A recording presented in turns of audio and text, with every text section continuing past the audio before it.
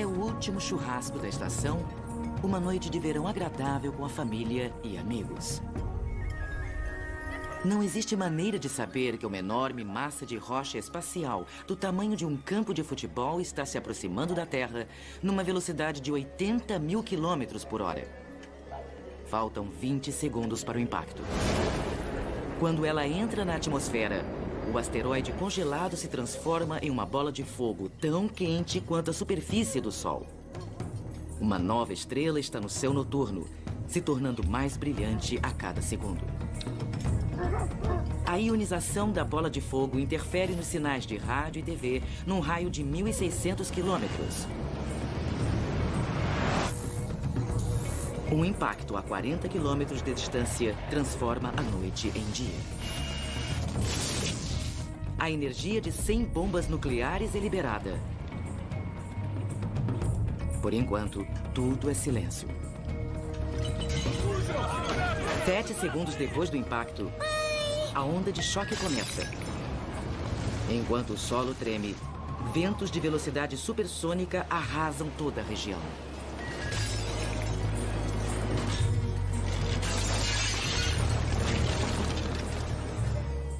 Essa catástrofe é realmente só uma amostra de um planeta que possa estar sob bombardeio cósmico.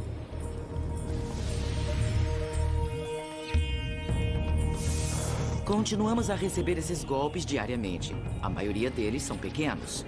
Alguns são potencialmente tão grandes quanto aqueles que exterminaram os dinossauros. É por isso que vamos conhecer esses cometas e asteroides mortais. O que vamos encontrar aqui vai poder evitar desastres e talvez revelar as origens da vida na Terra. Chuva de fogo.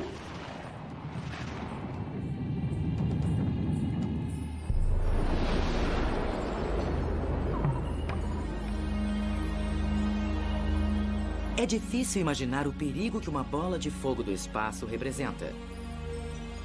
Mas na manhã do dia 18 de janeiro de 2000, moradores de uma cidade remota do Yukon canadense receberam uma mensagem ao despertar. Boa tarde, eu sou Peter Novak com as notícias da CBC de Yukon. Testemunhas dizem que a explosão iluminou o centro da cidade de Whitehorse como se uma lâmpada gigantesca estivesse acesa. Estamos começando a receber informações das pessoas que escutaram um barulho enorme, como se fosse uma onda de choque. Cuidado! Departamento de polícia. Oi, Jim. O que está acontecendo? Que tamanho você acha que era? Estão falando que tivemos um grande acontecimento no Canadá e que no processo de entrar na atmosfera e explodir, isso acabou com 1/3 da rede elétrica de Yukon. Eu vi uma luz brilhante lá fora. Pensei que alguma coisa estava errada com as luzes das ruas ou algo parecido. Porque de repente todas elas piscaram e ficaram brilhantes. E então... escutamos um grande barulho e um flash. Nosso primeiro pensamento foi que alguma coisa na subestação tinha explodido. Talvez um transformador. Linha 1, boa tarde. Eu estava sentado no sofá assistindo um noticiário. Parecia uma luz de solda, sabe, com aquele brilho. E, de repente, uma luz brilhante entrou na janela de É trás. incrível.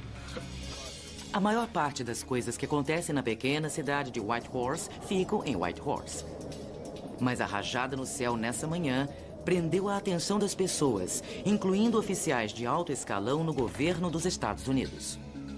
Existem muitos problemas políticos envolvidos se isso é um evento natural ou provocado pelo homem. Então nós temos que verificar isso e é o que fazemos. E não posso dizer quanto eles são ou onde estão, mas eu posso dizer que o Departamento de Defesa opera inúmeros satélites. Eles cobrem o globo inteiro. No processo de detectar os alvos militares, eles também veem outras coisas, e uma das coisas que eles veem são os meteoros. Quase 2 vezes por semana, um meteoro não muito maior que uma almofada detona com a força de uma carga atômica. Graças à nossa atmosfera, ele vaporiza bem alto no céu, normalmente. Mas o meteoro de Yukon era um pouco maior. Esse tinha por volta de 4,5 metros e pesava mais ou menos 18 toneladas. Era uma rocha grande, só para começar a falar. Se movia numa velocidade de Mach 50. A maioria dos meteoros que atingem a atmosfera da Terra são menores que grãos de areia. Eles brilham por um breve instante. Mas uma bola de fogo igual àquela que atingiu Yukon era diferente. Seu tamanho permite que ela queime por mais tempo, deixando uma trilha brilhante de ar superaquecido. 25 quilômetros acima do solo, a bola de fogo explode, deixando para trás uma prolongada nuvem de poeira cósmica. Para aqueles que se esforçam para saber mais sobre o sistema solar, essa poeira é ouro.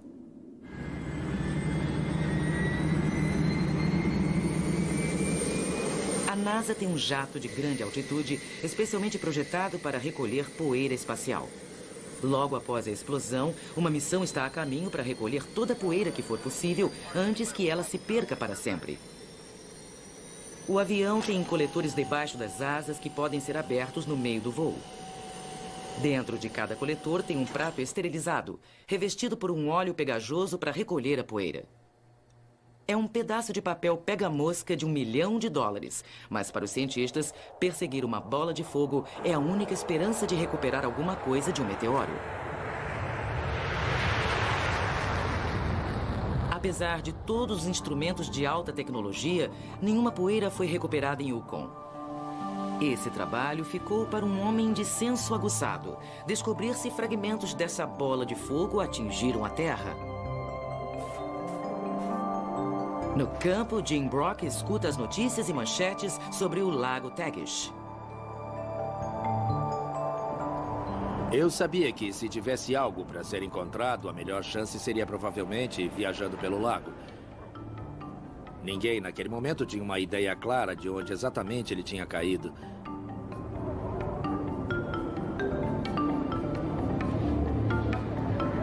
Quando eu o encontrei, estava ficando escuro. Já estava bem escuro, eu tive que acender a lanterna. E, na verdade, eu passei por alguns deles antes de ver. Porque a maioria deles eram pequenos pedaços desse tamanho, e os primeiros que vi eram desse tamanho. Pareciam pedaços de carvão deixados em um monte de neve. Eu parei, peguei alguns e comecei a verificar, pois não havia nenhuma razão óbvia para eles estarem ali.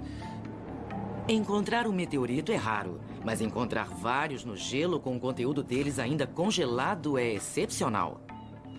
A decisão de Jim Brock de pegá-los usando bolsas plásticas nas mãos transformou isso em um grande acontecimento. É uma experiência ímpar. Quando você está no meio dessas toneladas de rochas terrestres e você encontra algo diferente que não é desse planeta, é um sentimento estranho. As rochas espaciais de Yukon logo vão fazer outra viagem para um dos lugares mais seguros e esterilizados da Terra. A sala de esterilização Classe 10 do Centro Espacial Johnson, no Texas. As rochas espaciais ganham atenção imediata. Os humanos têm que passar por um processo elaborado de esterilização para entrar na sala.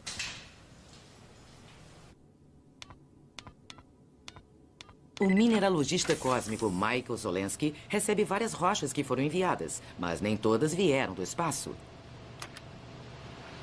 Somente quando as amostras chegaram e eu as abri no laboratório que descobri que eram mesmo meteoritos. Mas não só isso. Era um tipo extremamente raro de meteorito, talvez o mais velho, o mais primitivo de todos que todos nós temos. Parece conter uma concentração muito alta de poeira estelar e é o material do qual todas as plantas e o Sol foram formados. Todos os átomos do nosso corpo vieram da poeira estelar. E ter isso recuperado imediatamente, ainda congelado, sabe, é realmente, você sabe, é uma chance em 1 milhão. Poderiam alguns fragmentos de rochas ter algo para nos dizer sobre o material que criou o sistema solar? Asteroides, cometas e meteoros podem nos oferecer uma maneira de voltar no tempo. Tudo no sistema solar, que foi formado há 4,5 bilhões de anos, é resultado de impactos e colisões em grande escala. Enquanto 9 planetas emergiram, trilhões de pequenos pedaços de entulho permaneceram soltos na órbita de Marte por causa do impulso gravitacional imenso de Júpiter. Esse é o cinturão de asteroides. Sobras da criação Eles hoje são capazes de uma destruição em massa.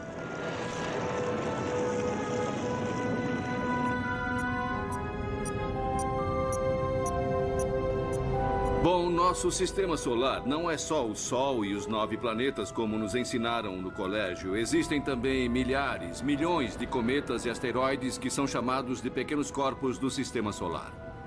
Eles não só representam a mistura química que formou o sistema solar. Eles têm o péssimo hábito de correr ao nosso encontro de tempos em tempos. O mesmo mecanismo que não permite que eles se tornem um planeta por causa do vizinho Júpiter os empurram dentro da órbita da Terra. Em um consenso real, vamos ser atingidos. Não é uma questão de como, mas uma questão de quando. Os astrônomos já encontraram 500 asteroides na órbita terrestre de 1 quilômetro ou maior. Uma rocha espacial tão grande como aquela que exterminou os dinossauros está lá fora e pode nos atingir de novo.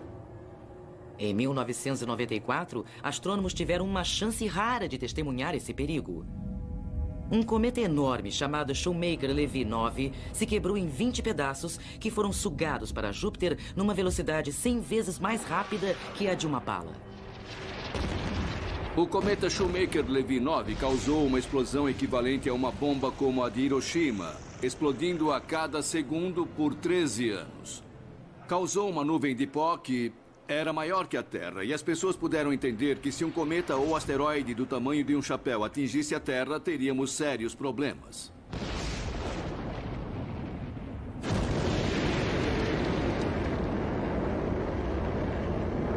Da noite para o dia, bolas de fogo visíveis se tornaram assunto de segurança global. Uma espaçonave chamada Near Shoemaker foi lançada para checar um asteroide chamado Eros na órbita de Marte. Algum dia, nos próximos milhões de anos, Eros e a Terra poderão colidir. Existem desastres naturais que não podem ser evitados. Um terremoto, por exemplo. Se um asteroide está vindo em nossa direção, temos tecnologia que, por enquanto, nunca foi testada. Mas, na teoria, temos foguetes e temos bombas que são fortes e poderosas e podem ser capazes de aplicar a força que vai causar uma mudança na órbita do asteroide que vai fazer com que ele desvie da Terra e não colida com ela. E o tipo de medidas que estamos fazendo com a Near Shoemaker é pelo menos um começo nessa direção. De fato, a missão Near já passou do ponto de início. Levou 5 anos, 2 voltas e meia ao redor do Sol e 3 bilhões de quilômetros para chegar lá. Mas essa espaçonave pequena e determinada chegou e está agora orbitando o asteroide Eros. Essa primeira missão foi para tirar as primeiras fotos de um corpo celestial pequeno. Mas hoje, a missão tomou um rumo dramático e histórico. A NASA vai tentar pousar a espaçonave no próprio asteroide. Admite que o risco é extremamente grande. Sim, bem ali. Eles estão tentando manobrar uma espaçonave orbitando um asteroide a 300 milhões de quilômetros da Terra. Nós temos a primeira espaçonave a orbitar um corpo pequeno. E agora espero que tenhamos a primeira espaçonave a pousar em um corpo pequeno. Na verdade, o que eu não quero ter é a primeira espaçonave a colidir nele. Isso vai acontecer se chegar a pousar com muita força. Os navegadores desse espaço profundo normalmente usam a gravidade uniforme ao redor de um planeta para segurar uma nave no seu curso. Mas tudo que se faz nessa forma de batata cambaleante parece tentar atirar a nave para longe. É novidade. Eu nunca fiz isso antes. Tenho trabalhado aqui há 33 anos. A forma irregular causa muitos problemas em termos de navegação, pois nela temos um campo gravitacional irregular. Quando a espaçonave orbita ao redor ou tenta pousar, é golpeada por essas diferentes regiões de flechas. Essas pancadas ou o empurrão gravitacional na nave podem ser usados pelos cientistas para descobrir qual a densidade do asteroide. Eros parece ser um asteroide sólido, com fendas em seu interior. sugerindo que, em algum ponto, Eros foi lascado por um asteroide maior durante o impacto. Essas rochas espaciais são diversificadas. Isso pode ser revelado pela passagem do asteroide Matilde. Quando a NIR recebeu um balanço da gravidade, os cientistas ficaram surpresos ao descobrir que esse asteroide não era totalmente sólido. Se o asteroide fosse um pouco mais leve, poderia flutuar. É uma analogia de rocha confusa e difícil, então tivemos que revisar nossas ideias de como chegar a um objeto que é tão grande e, ao mesmo tempo, com tão baixa densidade. E a resposta, acho que é um monte de cascalho, não é uma rocha sólida, são pedaços de rochas mantidas juntas, usando um pouco mais que sua própria gravidade, com muitos vazios no interior.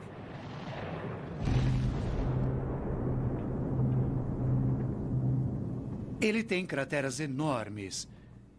Pensávamos que existia um tamanho máximo de cratera que um asteroide poderia ter. E se houvesse um impacto, isso faria uma cratera muito, muito maior e iria arrebentar com ele. E esse asteroide não tem só uma cratera enorme que não imaginávamos, mas tem 5 delas. Orbitando perto de Eros, a câmera da NIR documenta a natureza violenta do sistema solar em detalhes desconcertantes. Nesse volume de 30 quilômetros, permanecem com falhas e cicatrizes 100 mil crateras. É o acúmulo dos impactos de fragmentos com possivelmente 30 metros de profundidade. Pela primeira vez, ficamos face a face com um inimigo natural da Terra. E esse é 3 vezes maior que a rocha que matou os dinossauros.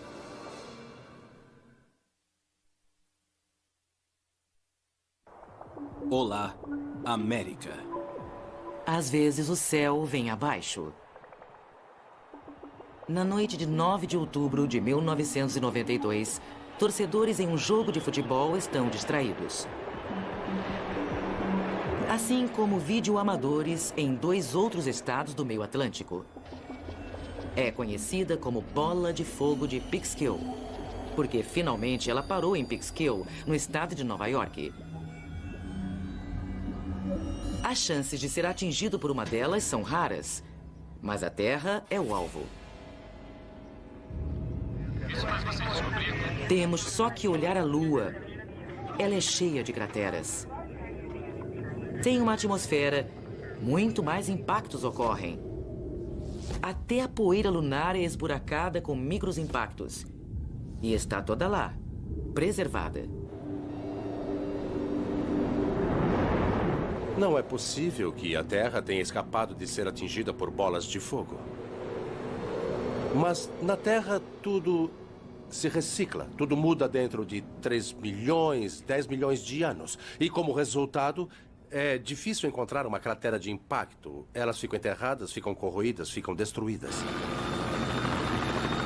Especialista em impactos, Peter Schultz está tentando encontrar traços de um impacto na costa da Argentina. Crateras são sempre difíceis de serem encontradas. Schultz sempre trabalha como um detetive, procurando através de pistas sutis. Mas na Argentina, um pedaço intrigante de prova chegou a ele completamente por pura sorte.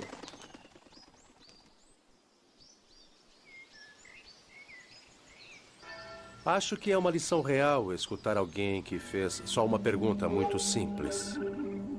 Seu nome era Fernanda. Ela estava traduzindo algumas apresentações que eu estava fazendo em Córdoba, perto de Quanto. Ela veio me trazer uns pedacinhos de vidro bonitos e disse: eles estão relacionados de alguma forma? Ela conseguiu eles quando tinha 5 ou 7 anos de idade, caminhando pelas colinas da Argentina, e agora, 20 anos depois, ela estava me mostrando esses vidros. A não ser que eu descobrisse mais sobre eles, parecia só uma anedota, uma história de uma garotinha pegando um pedaço de vidro. O caminho que passou de uma anedota para uma prova de impacto levou Schultz para uma parte remota da costa do Atlântico ao sul de Buenos Aires. Mas para ele encontrar mais do que talvez possa ser um vidro feito de um impacto, ele vai ter que escalar vários paredões através do mar. Pode puxar, Fernando. Agora bata. Muito bem, pegue. Com a ajuda dos paleontólogos locais, Schultz tem uma visão rápida do que os argentinos chamam de escórias. Peter! Sim! O que encontrou aí? Puxa, é fantástico. Nós temos escórias por todo o lugar. Eles estão nas camadas, estão em pequenos fragmentos. Parece que temos o filão maior. A areia fina dessas colinas se acumulou por 12 milhões de anos. Mas em algum ponto foi interrompida por uma camada fina de vidro. Essas são como linhas do tempo. Como se alguém viesse com um marcador e marcasse uma parte da colina. Então isso nos diz precisamente a época do impacto. E ainda melhor, nos diz precisamente a época dessa camada que nós estamos olhando. Quando tivermos essas informações, podemos colocá-las juntas em uma sequência inteira por toda a face da colina. Os átomos radioativos dentro do vidro revelam que eles têm mais de 3 milhões de anos. O vidro está torcido e com bolhas, sinal de um poderoso impacto de combustão. No ponto de explosão, a Terra vaporiza, derrete. Cloro, fósforo, sílica, ferro, níquel, tudo se mistura, é turbulento. Quando se olha para isso, podemos dizer que foi aquecido em temperatura enorme e, de repente, esfriou. Em outras palavras, congelou. Esse é um dos sinais de que tivemos um grande acontecimento. Não pode ter sido outra coisa. Quando um grande impacto ocorre, fragmentos ardentes chamados ejetos são lançados para fora da atmosfera quando são instantaneamente resfriados. O impacto que atingiu a Argentina pode ter lançado ejetos por centenas de quilômetros.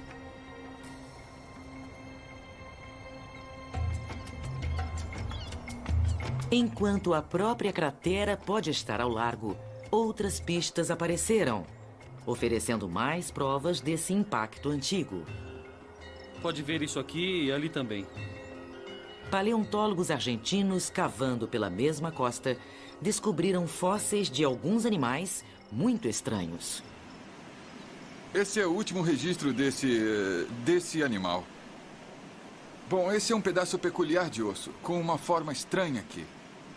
Isso pertence a um marsupial carnívoro. Isso é, com uma adaptação estranha, um marsupial dente de sapo. Sabemos que eles desapareceram.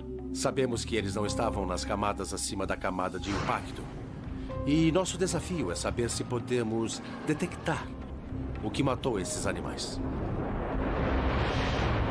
Foi a combustão do impacto, o ejeto derretido ou a chegada do escuro e do frio?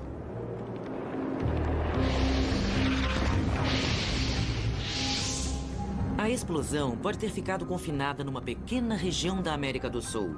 As marcas de animais únicos desapareceram para sempre. É o tipo de evento que acontece uma vez em vários milhões de anos. E é o mistério desse tipo de extinção que fica à margem da morte e destruição que pode ser apropriado para os humanos tomarem cuidado.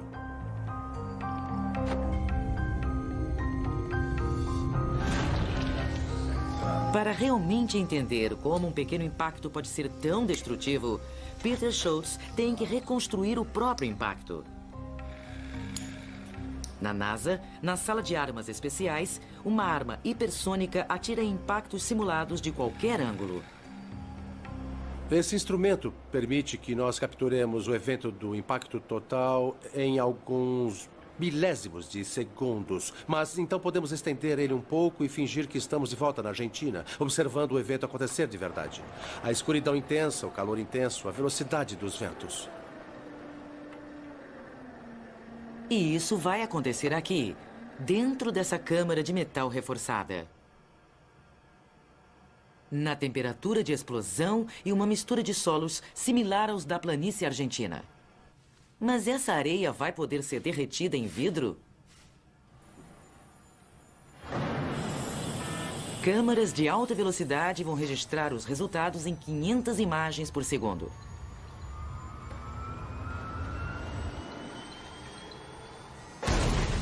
Meu Deus, dê uma olhada. Agora pare com isso. Em segundos, vamos saber se o impacto em miniatura pode nos ajudar a entender como o vidro da Argentina foi feito. E como esse ejeto bombardeou a região. Puxa vida. Está frio, isso é ótimo. Você pode ver a linha que está marcada. É por causa da força. Na verdade, a bola de fogo se expandiu por todo o lado. E bem no centro, eu acho você pode ver um vidro formado pelo impacto. É sim. O experimento confirma que o vidro é um sinal de impacto. Observando a explosão em câmera lenta, Schultz pode ver o impacto se revelar em detalhes. Olha isso. Isso ficou cravado. Aqui está a trilha da bola de fogo se dirigindo dentro do impacto. Sabe, esse material é muito quente, e então no próximo passo temos essa coluna de fogo que acompanha o próprio ejeto. E você tem esses gases muito quentes, esses raios, e de fato são raios vindo do impacto derretido que estão se dirigindo para baixo. Aqui, bem aqui está uma onda de choque, vinda da onda original que está se expandindo dentro do alvo. Isso parece que ficou um inferno. Isso é bem caótico, mas a cratera está se formando dentro. Experimentos como esse mostram que golpes de ângulos baixos são especialmente letais. A cratera é só parte do impacto.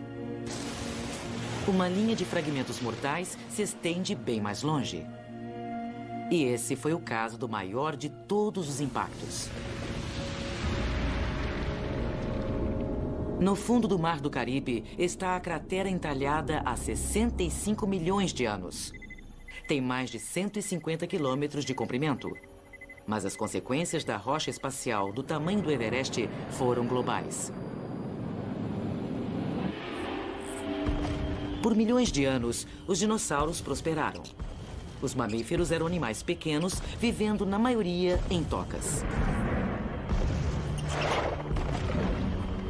Então, totalmente por acaso, as regras de sobrevivência mudaram.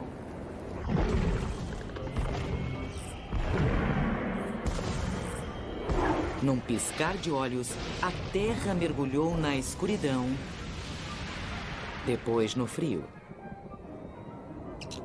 Mas os mamíferos não precisavam da luz do sol e plantas verdes. Uma dieta de matéria em decomposição permitiu que eles sobrevivessem. Se não fosse por essa bola de fogo, a vida na Terra ia ser diferente. Quando caminho por esses penhascos e vejo esse registro, isso na verdade me dá calafrios. Estou aqui hoje, talvez como resposta a essa colisão. Talvez a bola de fogo tenha permitido que as pessoas como nós evoluíssem.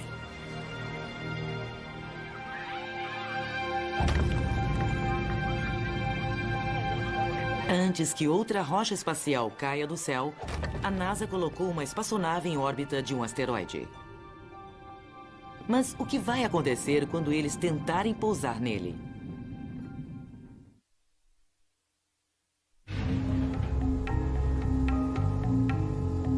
De volta ao controle da missão, os que acreditam na NIR deram partida e enviaram a espaçonave na descida final para Eros. Mais 4 explosões são programadas para acontecer na espaçonave e, vagarosamente em cada explosão, levá-la para o local de pouso. Certo, é uma explosão crítica. Mas o tempo dessas explosões programadas era uma suposição terrestre. Agora que a NIR está descendo de verdade, calcular precisamente a velocidade que ela está caindo é essencial para manter a nave em seu curso. Temos só esses 2 pontos. Vamos ter que conversar sobre o que fazer. Certo. Com a espaçonave descendo em queda livre para Eros, eles rapidamente decidiram começar a sequência de explosões 17 segundos mais tarde. Vamos lá, fizemos a última explosão. Começamos no 3. Bom, acho que conseguimos alguma coisa. Tivemos que adicionar só 17 segundos. Transmitir esse comando para a NIR é a última decisão de comando que eles podem fazer. Mas se eles calcularam errado, a NIR não vai só bater, mas vai ricochetear de volta ao espaço. Por causa da pouca gravidade de Eros, eles devem frear a nave em colisão para que ela pouse suavemente e pare. Realmente estou orgulhoso da firmeza da nave e dos engenheiros que construíram a espaçonave, que projetaram e a construíram. Ela tem de ser forte o suficiente para se acomodar aos acontecimentos que estão pela frente. E nossa espaçonave foi extraordinariamente bem nisso. É uma máquina fabulosa. 20 segundos para a explosão. Mas como toda máquina só vai fazer o que eles disserem, a pergunta é... Parou. Será que o que eles disseram estava certo? Muito bom.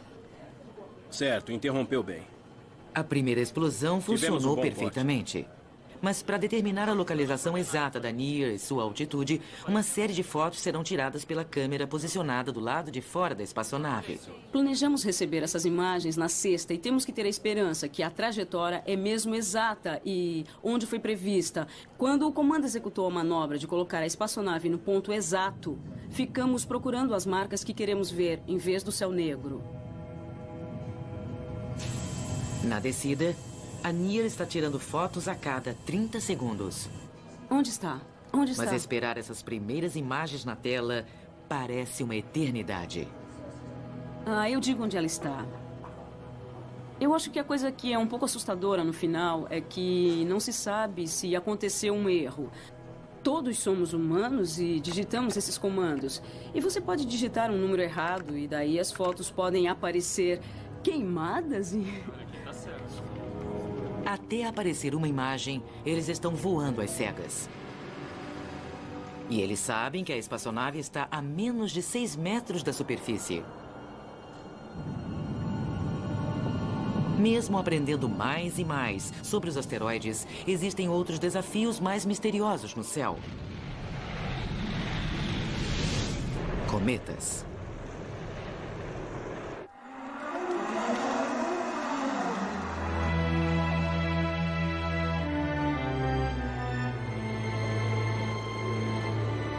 Os antigos viam como sinal do juízo final. E eles não estavam errados. Cientistas descobriram o quanto um cometa pode ser desastroso.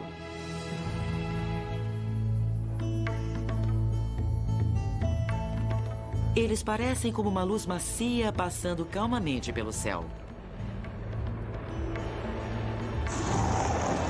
Mas um cometa é 3 vezes mais rápido do que um asteroide. A maioria continua ao redor do Sol, queimando milhões de toneladas de gelo e poeira em uma trilha pendurada no espaço. Quando a Terra cruza essa trilha, vemos uma chuva de meteoros no céu. Uma das chuvas mais espetaculares aconteceu em 1966, depois que o cometa Tempel-Tuttle passou.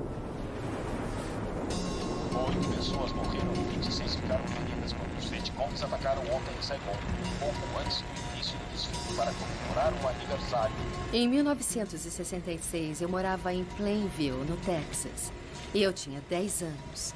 E acordamos muito cedo numa manhã para levar meu irmão para o aeroporto. O bombardeio começou às 7 horas da manhã, quando as pessoas estavam se preparando para assistir ao desfile. Eu estava no banco de trás do carro com meu irmão. Minha mãe e meu avô estavam no banco da frente. E ele estava dirigindo e chegamos naquela estrada. E sabemos que o Texas é muito plano. Meu irmão ia se tornar um fuzileiro naval e lutar no Vietnã. Então, isso deixava todos muito emocionados. Uma época muito, muito difícil, porque você pode imaginar o que sentíamos.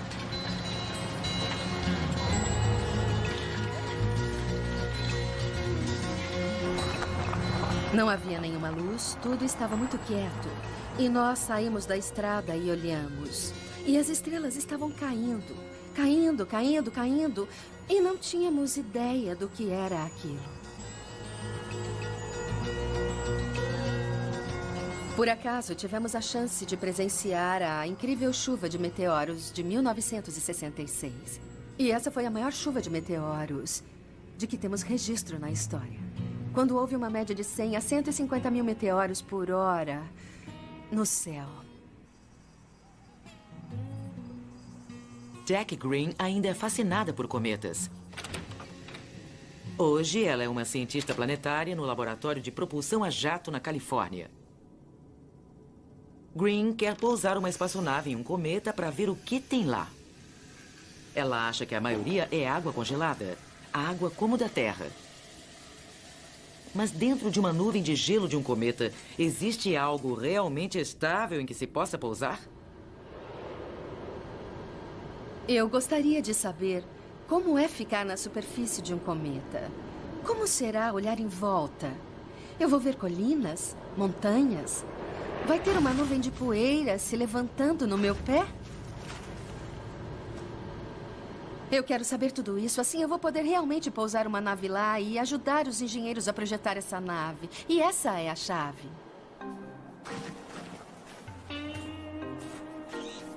Como os pedaços de cometas não caem na Terra como meteoritos de um asteroide, muita especulação foi criada pelos anos afora sobre do que eles são feitos. Temos essas ideias dos cometas de serem gelados, cheios de poeira, bolas de neve. Quando você pensa nisso, pensa em algo bonito e branco, talvez com um pequeno toque de poeira soltando gás por toda a superfície. Acho que sob um cometa tudo seria muito mais difícil e muito mais escuro. As poucas fotos que tivemos do cometa Halley quando ele passou em 1910 sugeriram que era uma bola fina de gás e poeira. Mas quando a nave Giotto tirou uma foto do núcleo do Halley em 1986, nossa visão dos cometas mudou completamente. Nós pensávamos que podíamos ser capazes de pousar em um gelo plano e bonito. Mas com essa foto sabemos que é uma superfície muito irregular, coberta com uma camada de poeira.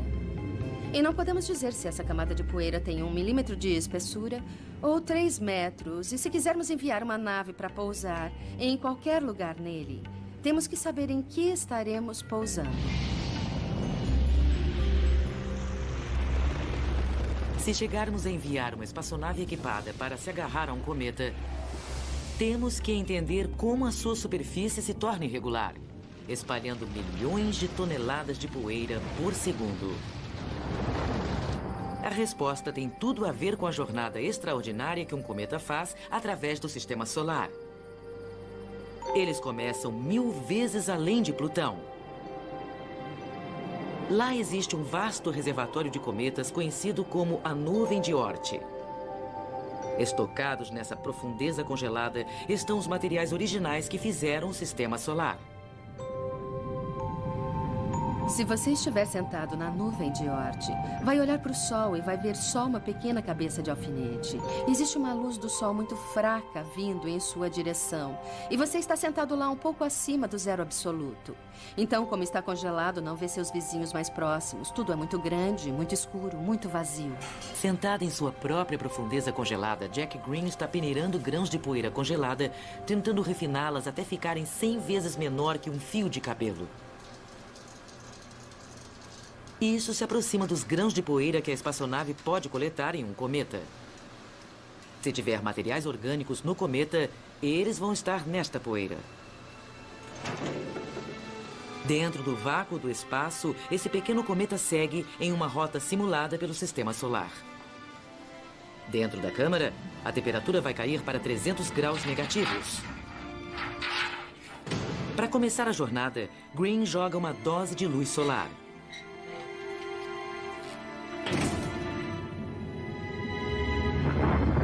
Na nuvem de Oort, a onda de gravidade de uma estrela pode acordar um cometa de seu sono congelado e mandar ele para o Sol.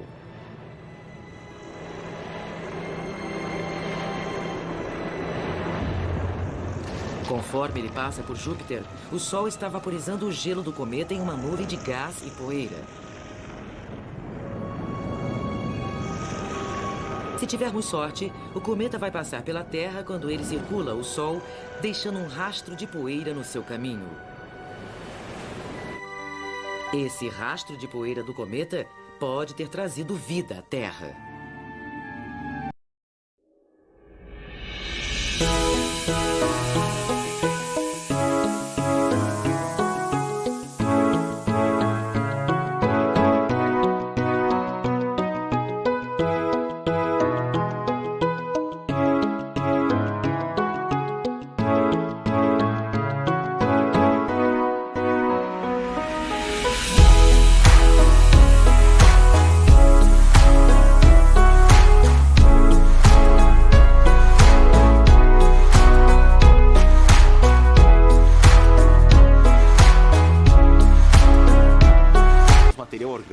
começar tudo de novo.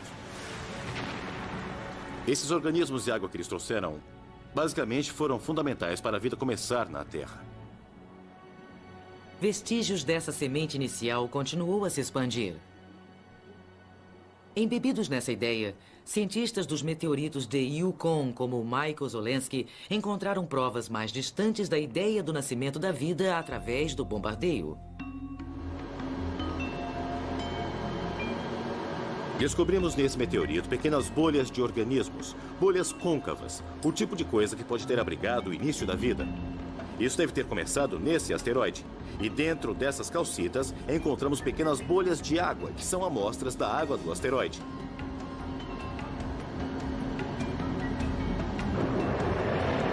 Aminoácidos, organismos complexos e hidrocarbonetos, eles estão lá em abundância. E sabemos que eles vêm de outros mundos que têm água líquida presente, significando temperatura ambiente.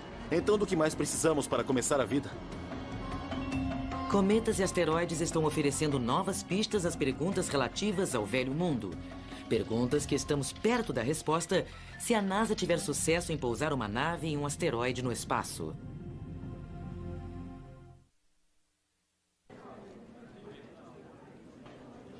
A espaçonave da NASA está em queda livre em direção à superfície do asteroide Eros.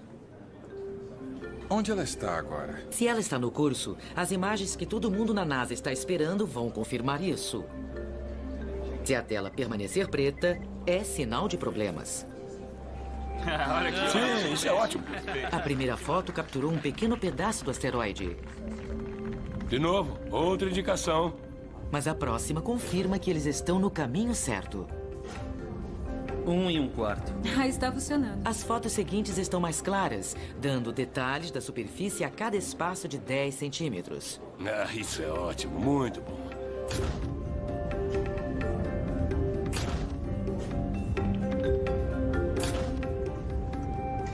Eu diria que conhecemos Eros muito bem. É um lindo planeta. Olhe só para isso. É como toda vez que eu ando de avião. Eu não sei se vai dar certo e de repente dá certo. É incrível. É incrível. Eu sempre fico surpreso que funciona tão bem como agora. Penso que alguma coisa vai dar errado.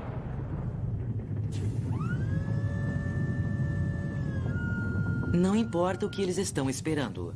Todos nessa sala estão convencidos que, em poucos momentos, a espaçonave deles vai cair dentro de uma vala. A tela vai ficar preta e eles nunca mais vão ouvir falar da Near de novo. Sem um mecanismo de pouso, a única coisa que pode salvar essa espaçonave é um cientista de foguetes. É isso aí. Felizmente, nós temos 30 deles na sala. 18 metros.